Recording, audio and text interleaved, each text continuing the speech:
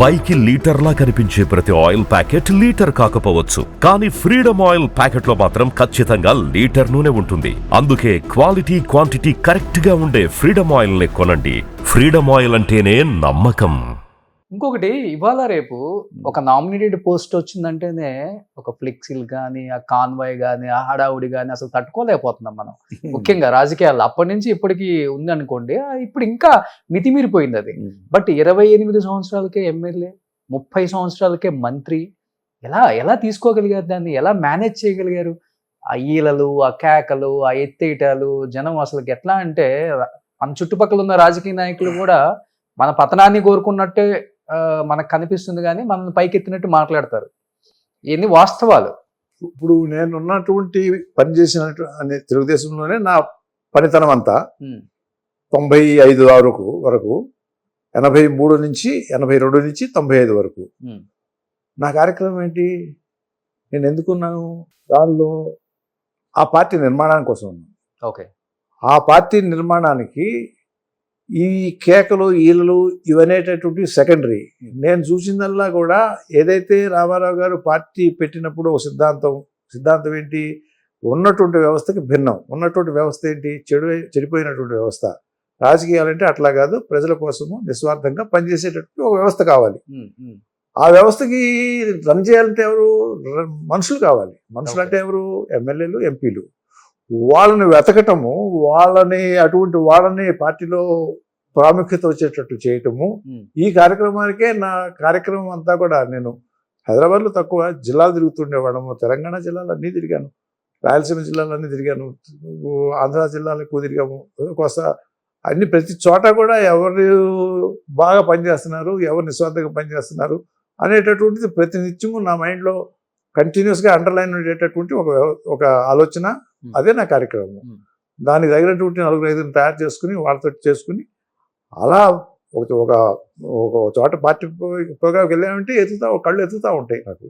ఎవడెవడు అట్లా చాలా మంది అంటే కళ్ళు ఎతికి అట్లా రమ్మని చెప్పి తీసుకుని మళ్ళీ తీసుకొచ్చి మంత్రులు అయ్యారు, ఎమ్మెల్యేలు అయ్యారు. అలా వాళ్ళు వచ్చి అడిగితే అప్పుడు కళ్ళతో ఎతికే వాళ్ళు, ఇప్పుడు కట్లతో పేర్లు కూడా చెప్పండి, చెప్తాను. ఓకే, ఒక 4-5 పేర్లు చెప్పండి. నాయుడు విజయకుడును, రామ్మోహన్ నాయుడు వాళ్ళ మామ సత్యనారాయణ రాజు. ఒకరోజు నేను మంత్రిగా వెళ్ళా వాళ్ళ ఊరు. అది వచ్చిన సర్పంచ్ ఫ్లాగ్ హాయిస్టింగ్ చేస్తున్నాం ఊళ్ళో. అయిపోయిన తర్వాత వచ్చి గెస్ట్ హౌస్ రమ్మన్నా. గెస్ట్ హౌస్కి వచ్చాడు. అంటే ఆ కాన్స్టిట్యున్సీలో అంతకుముందు ఉన్నటువంటి ఎమ్మెల్యే సరే అభిప్రాయం లేదు. నెక్స్ట్ నువ్వు వర్క్ చేయి మొదలుపెట్టన్నా. ఎమ్మెల్యే అని చెప్పను, నేను వర్క్ చేయమని చెప్తాను. నేను వర్క్ చేశాడు, నెక్స్ట్ ఎమ్మెల్యే అయ్యాడు. అట్లనే పాలకొల్లు నర్సాపురం ఎమ్మెల్యే 4 సార్లు చేశాడు, ఎంపీ చేశాడు. సుబ్బారాయుడు మంత్రి కూడా చేశాడు. అతను కౌన్సిలర్ ఇక్కడ రా అన్నాను. తర్వాత ఎమ్మెల్యే చేశాడు, మంత్రి అయ్యాడు. అలా ఇప్పుడు ఇంద్రారెడ్డి ఉన్నాడు. ఇంద్రారెడ్డి నా దగ్గరికి కూడా రాలేదు యాక్చువల్గా. ఇంద్రారెడ్డిని నేను తెలుసుకుని, అతను ఒక పనితనాన్ని తెలుసుకుని తెలుగు యూత్లో అతను చెప్పకుండానే వేసేసి పార్టీలోకి ఇన్వైట్ చేసి తీసుకొచ్చి అతని తర్వాత కంటిన్యూస్గా మంత్రి, కంటిన్యూస్గా ఎమ్మెల్యే, మొత్తం ఆర్గనైజేషన్ అంతా అతను ఉండేవాడు. ఇలా చూసుకుంటే ఇప్పుడు ఆల్పాటి రాజా ఉన్నాడు. అలానే ఇప్పుడు దుల్లిపాటి నరేంద్ర ఉన్నాడు. వీళ్ళంతా కూడా తెలుగు యువత. తుమ్మల నాగేశ్వరరావు ఉన్నాడు. వీళ్ళంతా తెలుగు యువత ప్రెసిడెంట్స్. భూమా నాగిరెడ్డి ఉన్నాడు. వీళ్ళంతా కూడా తెలుగు యువత జిల్లా ప్రెసిడెంట్ని పట్టుకొచ్చి పెట్టేసిన తర్వాత వాళ్ళు ఎమ్మెల్యే తర్వాత మంత్రులు. ఇప్పుడు కూడా మంత్రులుగా ఉన్నారు మీరు చెప్పిన వాళ్ళలో. తుమ్మల నాగేశ్వరరావు గారు మొత్తం వాళ్ళే ఉంటారు. చాలా మంది పార్టీలు వాళ్ళే ఉంటారు ఇప్పుడు. సో ఈ కార్యక్రమం అది నేను చేశానని చెప్పే కన్నా కూడా వాళ్ళకి కూడా ఉండాలి యోగము రాజకీయంలో. ఇది ఒకటి స్టాండర్డ్ అనమాట. తర్వాత భగవంతుడు మనకు అవకాశం ఇచ్చాడు. మనం అటువంటి వాళ్ళకి భగవంతుడు నా చేత చేయూతనిచ్చాడు అని అంటారు దగ్గర నేను చేశానంటే మళ్ళీ అది పెద్ద గర్వం అయిపోతుంది. తప్పు అయిపోద్ది. అట్లా కాదు. ఎంతోమందిని చూసాం రాత్రి ఎమ్మెల్యేలు అయిపోయి మంత్రులు అయినటువంటి వాళ్ళు. వాళ్ళకి అదృష్టం కూడా రావాలి. అలా అందువలన ప్రస్థానం అట్లా కొనసాగింది.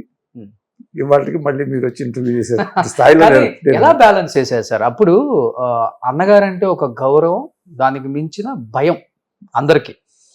బట్ భయమేమీ లేదు. ఇద్దరు అంటే మీకు భయం లేకపోవచ్చు సార్, ఆ. నాయకులకి నాయకులు కూడా భయం ఆయన దగ్గర మాట్లాడాలంటే ఎవరికి నోరు కూడా అలా ఏం కాదు, మెదపలేరు అని చెప్పి అలా వింటున్నాం మనం. అనుకుంటారు. కానీ ఆ. భయం ఏం లేదు. ఆయనతో గట్టిగా ఎవరన్నా మాట్లాడితే ఆయన, నేను చాలాసార్లు చూశాను, ఆయనతో గట్టిగా కనుక వాదించగలిగిన వాళ్ళు ఎవరన్నా ఉంటే వాదిస్తే ఆయన వాళ్ళు ఎందుకు వాదించాడు, అతనిలో నిజాయితీ ఉంది అనేటట్టు ఉంటుంది. వెంటనే గ్రహించుకొని వాళ్ళు చెప్పిందే ఆఫీసర్స్ చూశాను నేను, చాలా మంది ఆఫీసర్స్ ఆయనతో వాదించినటువంటి ఆఫీసర్స్ని. ఇప్పటిలాగా వాదించారంటే ఆఫీసర్లు ఉన్న రోజు గడప కూడా దొక్కడు చీఫ్ మినిస్టర్. అలా కాదు, ఆయనతో వాదించేటటువంటి ఆఫీసర్స్ని ఆయన ఎంత రెస్పెక్ట్ ఇచ్చేవాడో నేను చూశాను నేను. ఓకే. అది ఆ రకంగానే ఎన్నో పథకాలు ఆయనకి వచ్చినాయి. ఇది సాధ్యం కాదు అని అంటే ఎందుకు సాధ్యం కాదని వాళ్ళు వాదించేవాళ్ళు చూశాను నేను. మీరు ఎలా మనిషి స్ట్రైట్ ఫార్వర్డా లేకపోతే చాలా సెన్సిటివా? మీరు ఎలాంటి వ్యక్తిత్వం మీద అసలు? నేనా స్ట్రైట్ ఫార్వర్డ్ అంటే ఇదే, నేను ఎమోషనల్. అందుకనే పెద్ద ఆయన దగ్గర చెప్పారు కదా 2-3 ఇన్సిడెంట్స్ జరిగినాయి పెద్ద ఆయనతో కూడా వాదనలో.